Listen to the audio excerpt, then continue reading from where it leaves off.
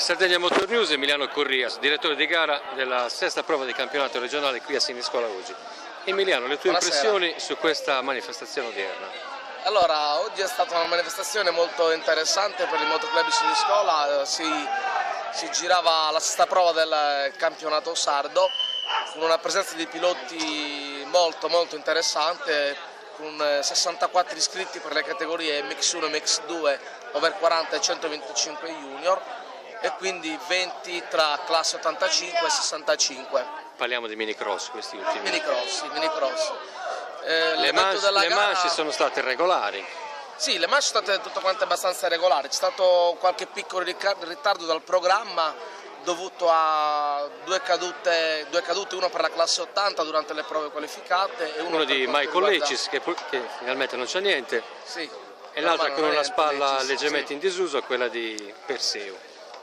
Sì, poi è stata durante la gara B anche Zara Gabriella ha fatto una caduta, diciamo, non particolarmente grave, si è ripreso abbastanza bene.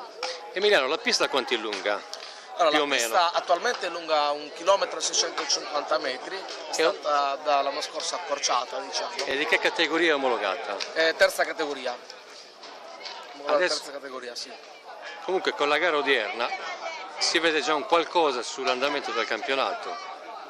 Sì, a livello di classifica. Sì. Diciamo che c'è tra MX1 e MX2 abbiamo due piloti che sono in testa, che sono sia Sole Gianmario che Azzara Paolo, che tra altre cose ha vinto uno una manche e uno un'altra manche, quindi con una battaglia veramente forte.